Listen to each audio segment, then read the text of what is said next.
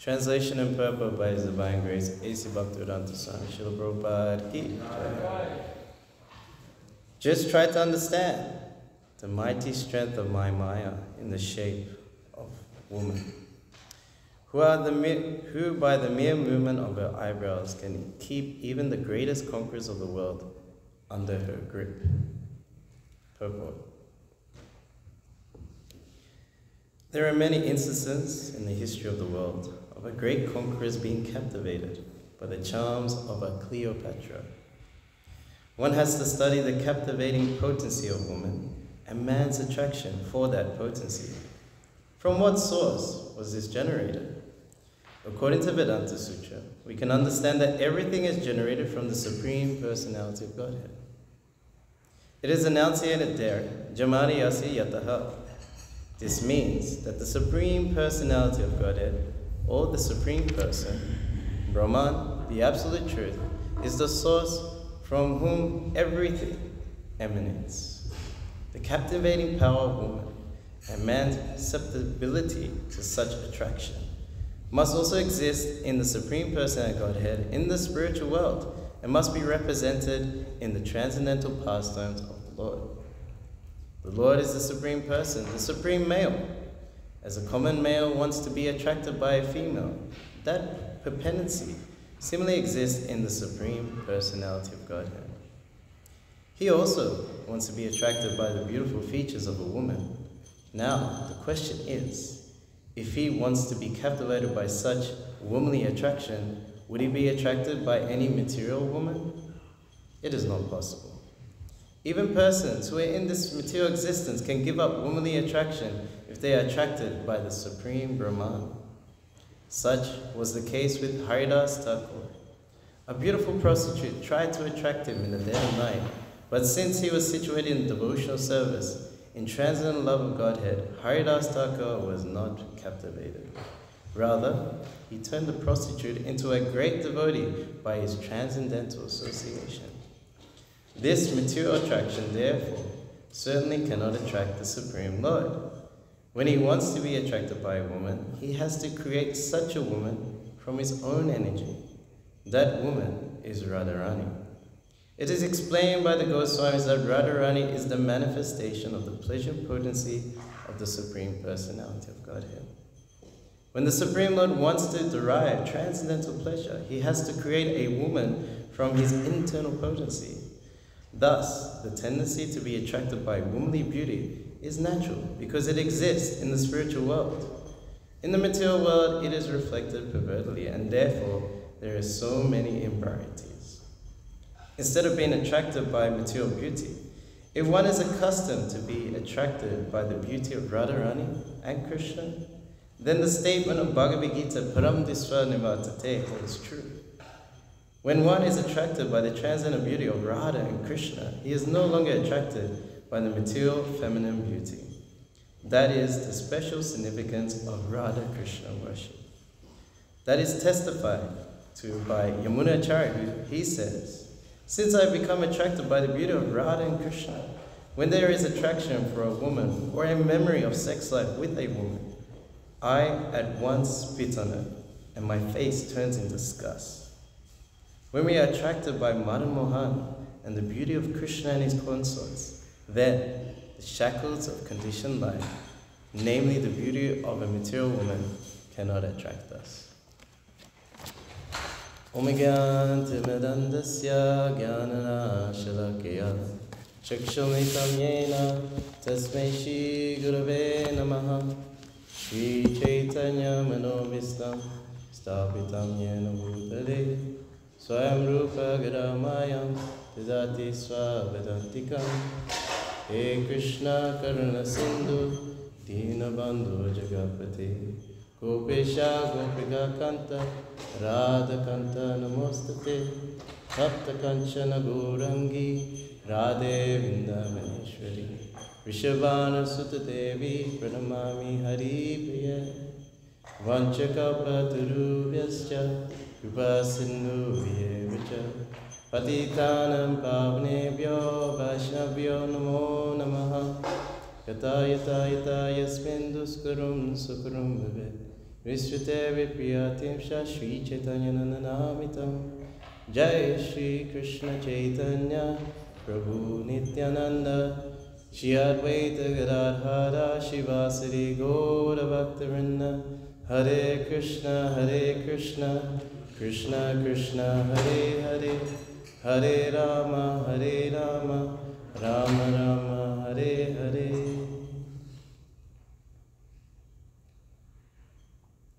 So we can see the power of the sexual energy. Here in the material world, great conquerors like Julius Caesar, Mark Antony, captivated by the beautiful Cleopatra. These rulers were very brute in physical strength, conquering so many men, millions of men, leading great forces, but just by the mere movements of eyebrows of the beautiful Cleopatra, they are conquered. So here we see that Prabhupada is asking us to study two things: the captivating potency of a woman and man's attraction for that potency. Janmādy, asya, yataḥ. This everything comes from the Supreme Personality of Godhead. Even this sexual attraction between male and female. But within the Lord, it's displayed in its purity and original natural state, in the transcendental pastimes of the Lord. In the material world, it's a perverted reflection of Radha and Krishna. This original attraction, male and female, is called adirasa.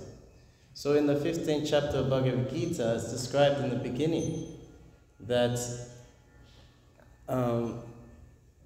there is a banyan tree, but it's upside down. The roots go up and the branches go down. So where can one see such a tree with roots up and branches down? So if you're ever out of New York City, you might go to some beautiful nature spot with a beautiful lake, and there you look into the reflection and then you see trees, but the roots are going up and the branches are going down. So the spiritual world is like the real original tree. Roots down, branches up. So in the reflection, what's on top is now on the bottom. So the highest thing in the spiritual world is love between Radha and Krishna. This conjugal love. When it reflects pervertedly into the material world, it's the worst thing, most degrading. So when we look at this spiritual world and these dealings of Krishna and the gopis, it looks like ordinary dealings of young boys and young girls. But these are the dealings between spiritual bodies. We cannot know how they manifest and what they're like. We cannot imagine it. It looks immoral. But in the 10th canto of Bhagavatam, chapter 33, text 16, Ivam prasanga kara bhimasha singde shano dhamma bilasa hase dinir manesho braja sundaribi yatha bhaka swapratimba vibrahma. In this way, Lord Krishna, the original Narayan, master of the goddess of fortune, took pleasure in the company of the young women of Braja by embracing them, caressing them, and glancing lovingly at them as he smiled his broad, playful smiles. It was just as if a child were playing with his own reflection. So this is his internal potency. It belongs to him, so he can enjoy it as he likes. But if one thinks, oh, Krishna is enjoying with so many young women, I can too, then he becomes degraded. He is not Krishna. The energy does not belong to him. He is a criminal, he's a thief, he will be punished. And it is expressed by Krishna in the Bhagavad Gita, in the 5th chapter. Yei sanspashicha bhoga dukyonya vate, ariyantavanta kuntiya nateshunamata gudaha. Krishna says that the intelligent do not take part in the sources of misery. Dukkha yoniya evate. It's quite powerful. One line, 4 times Krishna is trying to tell you, don't do it. Why would you tap into the sources of misery? Dukkha means misery. Yonya means the source of evate. Indeed, certainly. Why would you do it? Samspasha, it means by contact of the material senses. But someone in this material will admit, like, some sense gratification, it's nice. What's your problem? I have fun. I go to the pub, I go to the bar. I'm enjoying myself. What's your hang-up? How can you say this is the source of all misery? Ari anta vanta kuntaya. Ari means beginning, anta means end. Because there's a beginning and end, and the soul is eternal. We want eternal happiness. The living entity is anandam bhayam vyasat. It wants ever-increasing bliss. It's always searching for it, more and more. But if it has a beginning and an end, what happens? You get frustrated, you get depressed. This is the nature of falling lust. Kamesha kodesha rajaguna samudbhava mahashana mahapama vidyana evarina. Krishna says it's lust in contact with the mode of passion, which turns into Ra, is the all-devouring sinful enemy of this world. You try to fulfill lust. Amritam jnanametane jnanano nichavarina kamanupena kuntale duspalena lenacha. You feed it, it's like putting fuel on the fire. The more you try to feed it, it'll never be satisfied. Duspalena lenacha. The wise living entity loses intelligence. You lose your brain, you lose your ability to use it. You go crazy.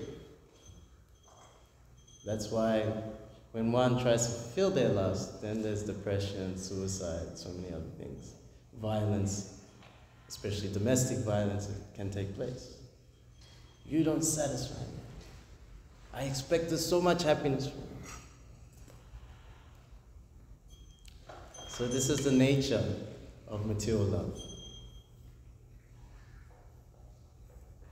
So let's study the origin of this adirasa.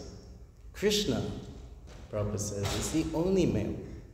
And all the energies are feminine, prakriti. So Krishna is the energetic, where all energy comes from. And because it belongs to him, he's the enjoyer. Krishna says,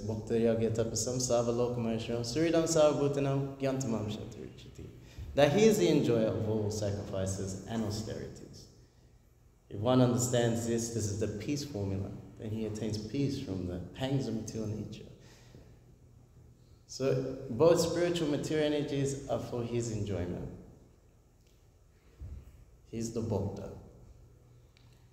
So this propensity of this only male, of the Lord, wants to enjoy an attractive female, but not a material female.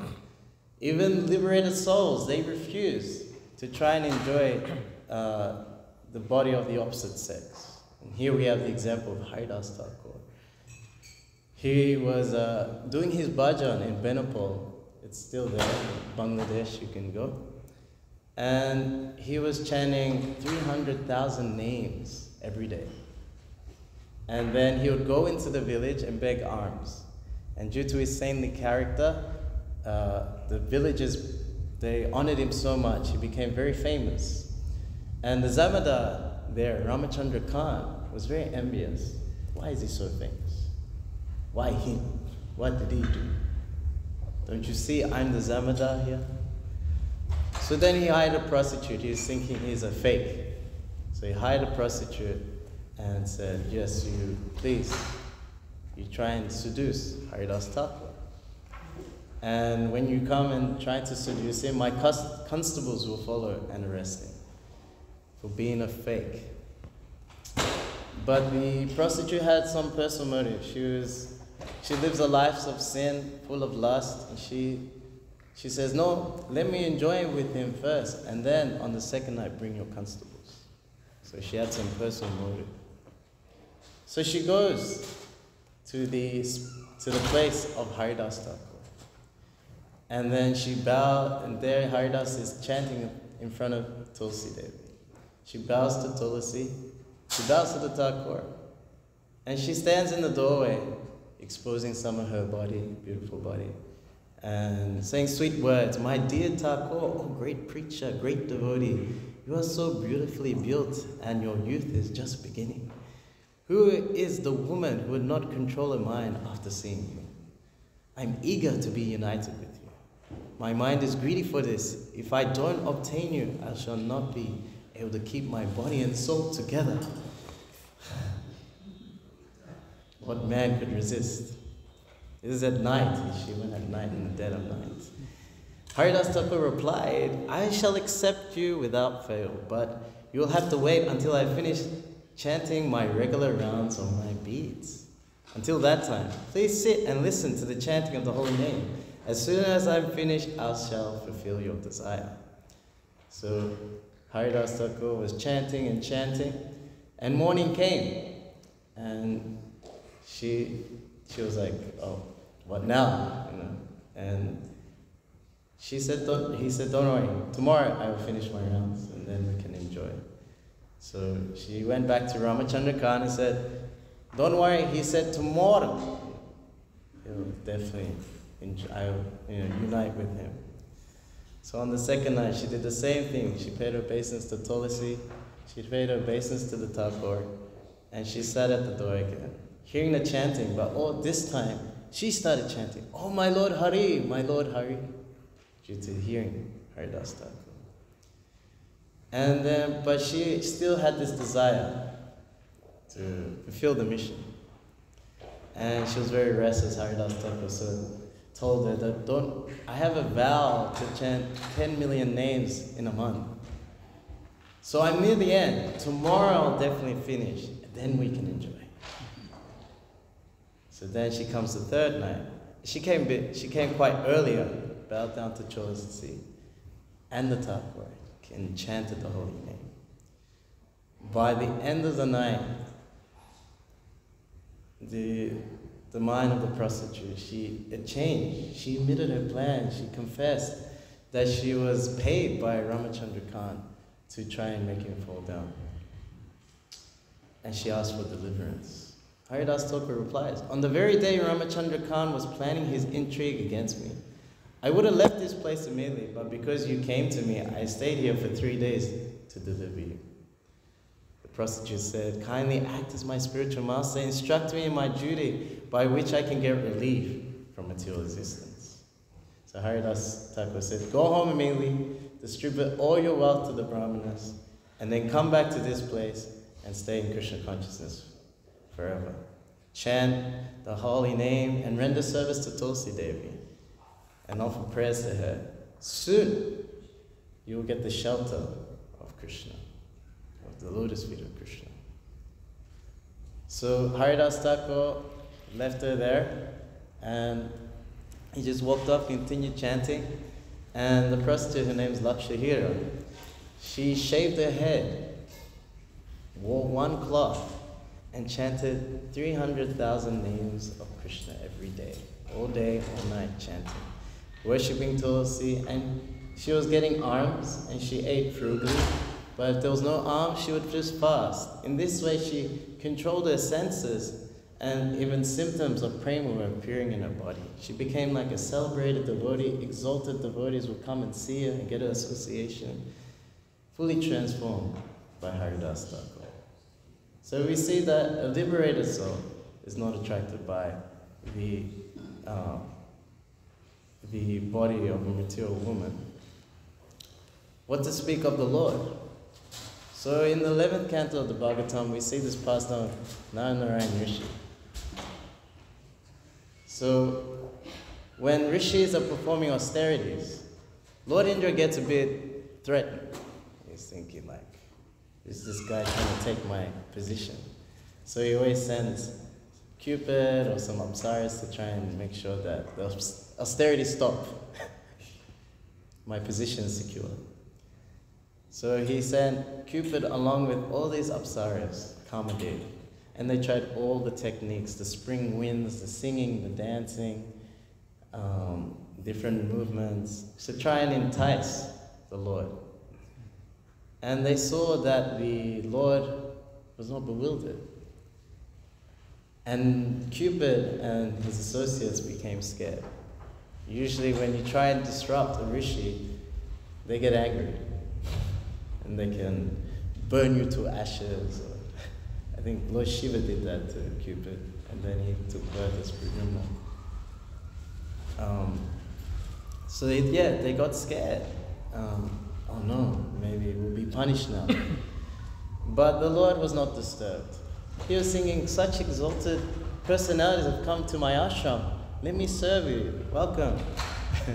Like this. Kind of like when Bhrigu Muni was trying to find out who's the supreme between Shiva, Brahma, and Vishnu.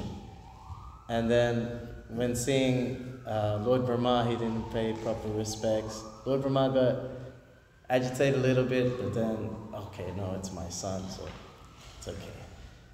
And then Lord Shiva, who's his brother, he goes, oh, my brother. You know, he tries to embrace him. He goes, no, go away. You are disgusting. You know, you hang out in cemeteries with hobgoblins. Go away. Don't touch me.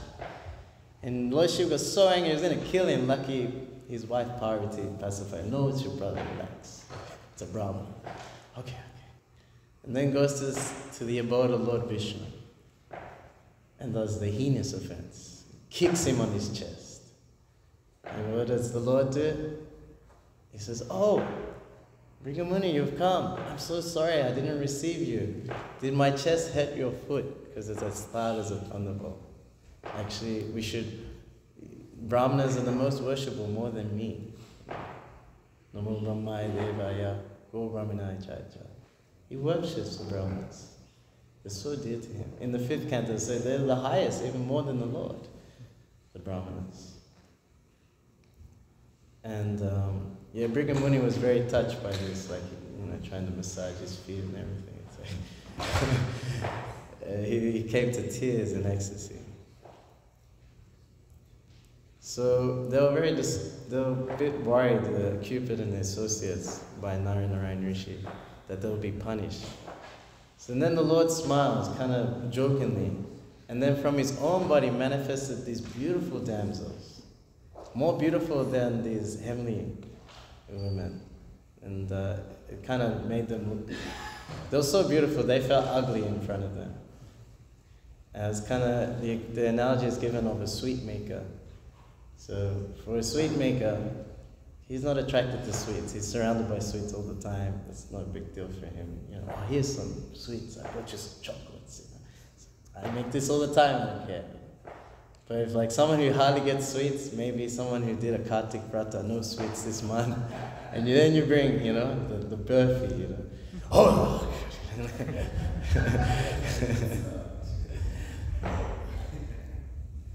So the Lord said, yes, choose one of these damsels to be your ornament in heaven. And they chose Urvashi. And they went back to heaven. So Cupid is bewildered by Madhamohan, by Krishna. Everyone in this material world is bewildered by Cupid, by sex desire. But that Cupid is bewildered by Krishna, who is known as Madhamohan. But that Krishna is attracted and bewildered by Madhamohan Mohini, Srimati Radharani. So let's look at the powerful love that attracts Krishna. So this is text 119. Even though Lord Krishna, the abode of all mellows, had previously in this way chewed the essence of the mellows of love, still he was unable to fulfill 3 desires, although he made efforts to taste them. I shall explain his first desire. Krishna says, I am the primary cause of all rasas. I am the full spiritual truth, and am made of full joy. But the love of Srimati Radharani drives me mad. I did not know the strength of Radha's love, with which she always overwhelms me. The love of Radhika is my teacher, and I am her dancing pupil. Her prema makes me dance various novel dances. This one's the most amazing.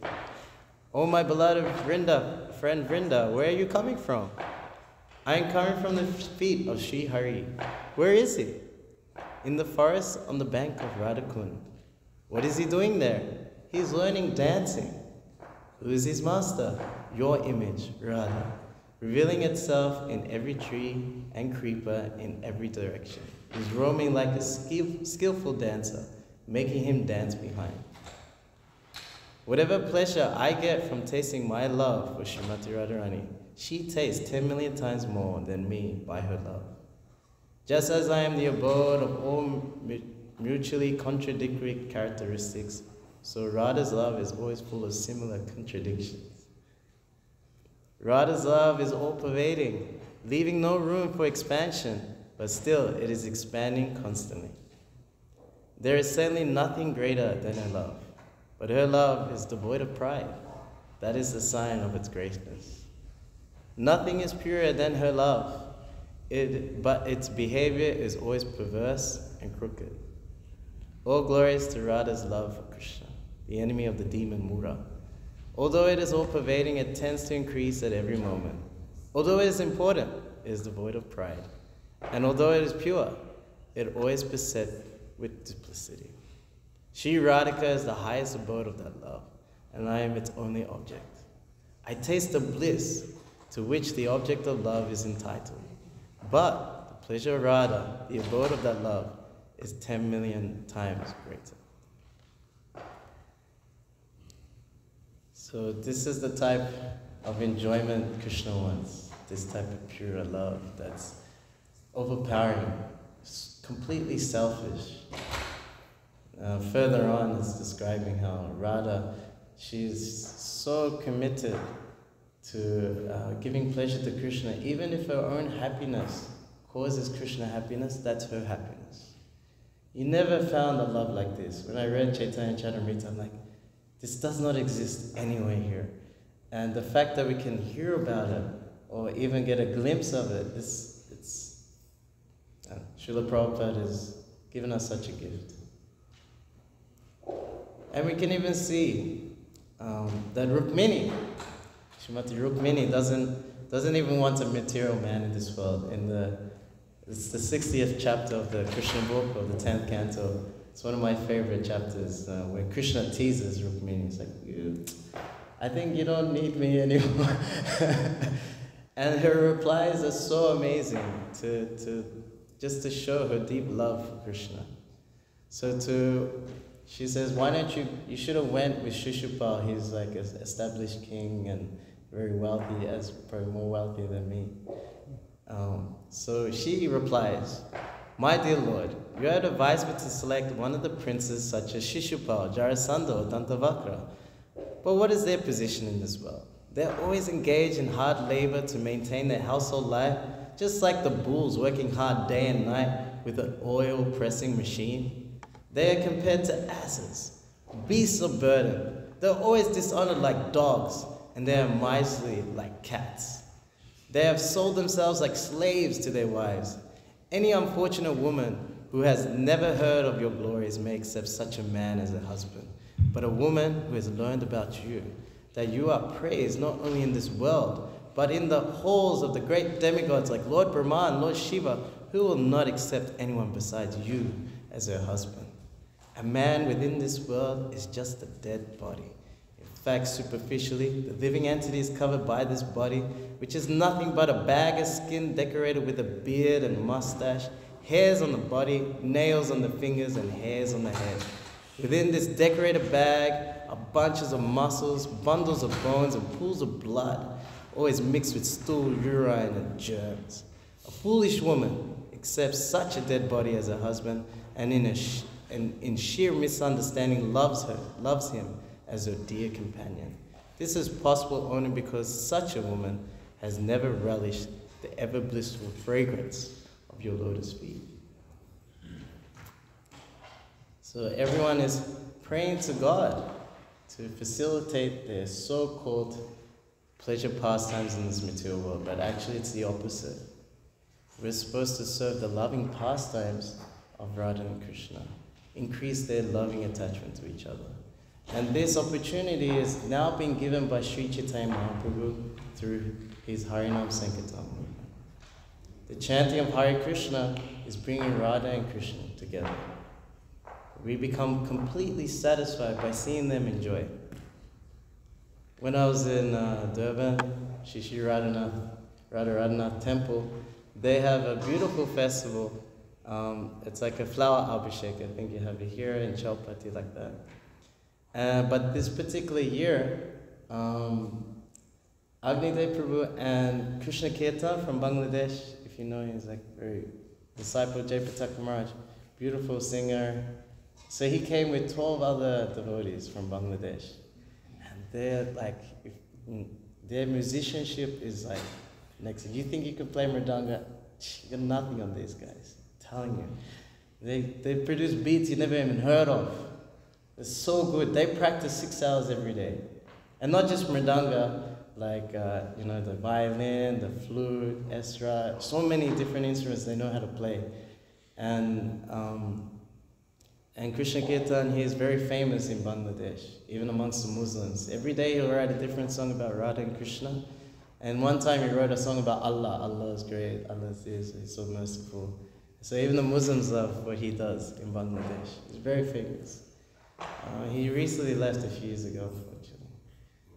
Yeah. But he came through, and it was really funny. One time, he was... Like the Chaitanya Maharaj was giving class and we were all sitting there, and he was there with the other devotees. And Maharaj asked, Prabhu, where are you from? Who are you? He was like, I am Krishna Kirtan from Bangladesh. I was like, oh, I was shocked that it was him. I knew him, but no one else knew him. I was like, oh my God. And then he started to introduce all his associates. He goes, oh, this is Shubhanitai. He's a very good singer, good mridanga player, like this. This is someone else, he's flute player, he plays violin, also good mridanga player. And then next one, some other instrument, also good mridanga player. It's like everyone's a good mridanga player. So they were there for that festival, and just seeing Shri Radharana, there are already so many, the worship there is amazing, they're so beautiful, it's like they're just alive. Very beautiful worship. And then when they did this flower abhishek, and just seeing them enjoy so much, along with the kirtan, Krishna Kirtan, and his associates. And then Agnidev joined them as well. I was like, wow, look at Krishna, he's enjoying so much. And it just fills you up with so much happiness. How is that possible that you can give so much to someone and still be full of happiness? Usually, where is it for me? Where's my share? You can sometimes may think. But no, when you give it all, because we are parts and parcels of Krishna. Manavamsa jiva loke jiva bhuta sanatana. To Krishna. And what does Krishna want? Krishna wants to enjoy Srimati Radharani. And we do that by chanting. So I want to sing this bhajan, Hare Hare Bifalib. And I'll read the translation first so we get an idea. So if someone wants to play mridanga, harmonium along, that's also good. Maybe get some katas. And while we get the song out. So let's read the translation first, and then we can sing, calling out to Lord Chaitanya Mahaprabhu, who is Shri Krishna Chaitanya, Radha Krishna, Nahi Anya. Then we cannot approach Radha and Krishna because it's so exalted. But the same Radha and Krishna has come together as Lord Chaitanya Mahaprabhu. And how do we worship Lord Chaitanya Mahaprabhu? Krishna Tasa Krishna Sangopukoka Sapashana Yagye Sankirtana Pari Janti Sumedasa. We have to be intelligent. We're not going to contact the material senses anymore. We're going to worship that Supreme Lord. He's not blackish and always Krishna Varnam, chanting Krishna's name, and always engaging in Sankirtan. This is the way to achieve that prema, that love that's beyond time, space, and thought. That's what the heart is yearning for. Prema, Puma, Ato, Mahan. That is the necessity of the living entity, is prema. So the translation is, O Lord Hari, I spent my life uselessly. Having attained a human birth and having not worshipped Radha and Krishna, I have knowingly drunk poison. The treasure of divine love in Goloka Vrindavan is descended as congregational chanting in Lord Hari's holy names. Why did my attraction for that chanting never come about? Day and night my heart burns from the fire of the poison of worldliness, and I have not taken the means to relieve it. Lord Krishna is the son of the king of Braja, became the son of Sachi, Lord Chaitanya, and Balaram became Nitai. The holy name delivered all the souls who were lowly and wretched. The two sinners, Jagat and Madai, are evidence of this. O Lord Krishna, son of Nanda, accompanied by the daughter Rishabhanu, please be merciful to me now. Narottam Das says, O Lord, please do not push me away from your reddish lotus feet, for who is my beloved except you? So when we chant, we should understand our position as Kali Yuga residents. We have no hope for spiritual life. So we should just call out to the Lord to accept us. Hare Krishna, Krishna Krishna, Hare Hare, Hare Rama, Hare Rama. Please accept, please accept. Hare Hare, Bifide Janma, Goyanu, Bolo. Hare Hare.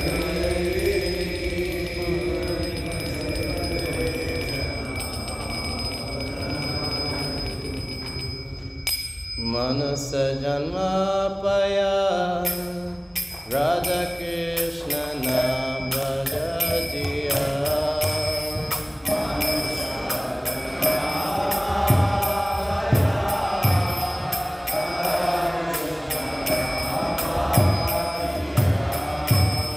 Manasa Janma Paya, Radha Krishna Nam Bhajajiya. Manasa